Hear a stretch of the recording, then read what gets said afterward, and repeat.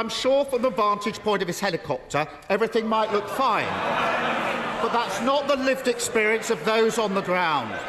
After 13 years of economic failure across the country, people are paying the price of uncosted, reckless, damaging decisions by the Tory party. We now come to the Leader of the Opposition, Keir Starmer.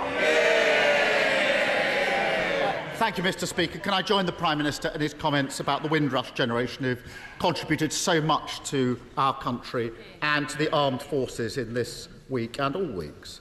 And Glenda Jackson's passing leaves a space in our cultural and political life that can never be filled. She played many roles with great distinction, passion and commitment. Academy Award-winning actor, campaigning Labour MP and an effective government minister. We will never see talent like hers again. Mr. Speaker, one of the Prime Minister's own MPs says Britain is facing a mortgage catastrophe. Does he agree with her? Well, Mr. Speaker, can I start by joining the honourable gentleman in his tribute to Glenda Jackson? And Mr. Speaker, it's also right that we do support those with the mortgages, and this is why the absolute right economic priority is to halve inflation.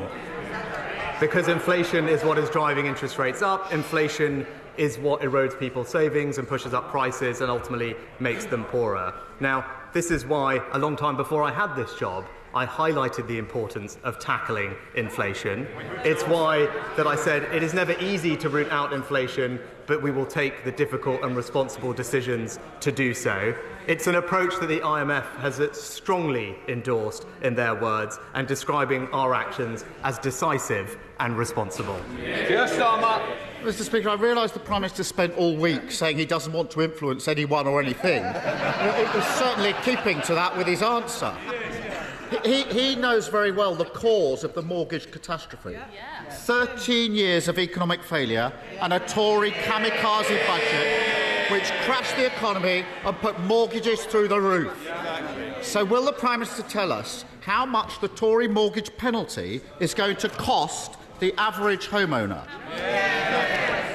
Well, Mr. Speaker, as ever, the honourable gentleman isn't aware of the global macroeconomic situation. But let me do. But substantively,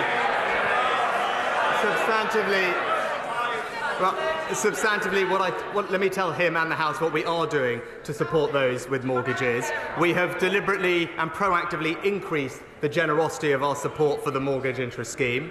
We've also established a new FCA communal duty which will protect people with mortgages, for example, moving them onto interest-only mortgages or lengthening mortgage terms. And we have spent tens of billions of pounds supporting people with the cost of living, particularly the most vulnerable. But that is the difference between us, Mr. Speaker. While he is always focused on the politics, we are actually just getting on and doing the job. Let's test that, because the question he refuses to answer, he actually knows the answer to this question, is £2,900 extra. That's the cost to the average family of the Tory mortgage penalty. Now, he was warned by experts about this as long ago as autumn last year, but he either didn't get it, didn't believe it, or didn't care, because he certainly didn't do anything. And when I raised this a couple of months ago, he had the gall to stand at that dispatch box and say he was delivering for homeowners. How is an extra £2,900 a year on repayment delivering for homeowners? Well, so, Mr. Speaker, now let's just look at the facts. Let's look at the facts, because he talks about interest rates. Perhaps the honourable gentleman could explain why interest rates are at similar levels in the United States, in Canada, in Australia and New Zealand, why they're at the highest level in Europe that they've been for 2 decades, Mr. Speaker. That's why it's important that we have a plan to reduce inflation. But in contrast, what do we hear from the honourable gentleman? He wants to borrow an extra £28 billion a year. That would make the situation worse. He wants to ban new supplies of energy from the North Sea. That would make the situation worse. And he wants to give in to unions' unaffordable pay demands. That would make the situation worse. Mr. Speaker, he doesn't have many policies, but the few that he does have all have the same thing in common. They're dangerous, inflationary, and working people would pay the price. Seriously? Sorry? I don't think we need any more, do we? No. Keir Starmer. Mr. Speaker, I appreciate the Prime Minister has a keen interest in the mortgage market in California, but I'm talking about mortgage holders here. And whilst his government is consumed in law-breaking, chaos and division, working people are paying the price. This morning, I spoke to James in Selby. He's a police officer, working hard to keep people safe every day. The Tory mortgage penalty is going to cost him and his family £400 more each and every month. That's nearly £5,000. He told me this morning, they may not want to hear this, he told me this morning that they've decided to sell their house, to downsize, and he's just told his children they're going to have to start sharing bedrooms. Why should James and his family pay the cost of the Prime Minister's failure? Well, Mr. Speaker, I hope when the honourable gentleman was talking to James, he explained that his economic policies would make James's situation worse, Mr. Speaker. And it's not just me saying that, Mr. Speaker. The Independent Institute of Fiscal Studies says his policy of never-ending debt and borrowing would damage James because it would increase inflation and drive up interest rates, leaving James and everybody else in this country poorer, Mr. Speaker. The IMF has said that our plan prioritises not what is politically easy, but what is right for the British people. That is what responsible economic leadership looks like, Mr. Speaker. James and his family will have been listening to that Prime Minister. And their plight should keep them awake at night, because over the next few years, 7.5 million people are going to be in the same boat, all paying the Tory mortgage penalty, month after month after month. The situation is so dire that repossessions are already up 50%, a total betrayal of the idea that if you work hard, you'll get on. So what's the Prime Minister going to do to make sure more families don't lose their homes? Mr. Speaker, I know he's reading from his prepared script, but he failed to actually listen to the answer that I gave. Well, I did actually spell out in detail what we are doing, Mr. Speaker.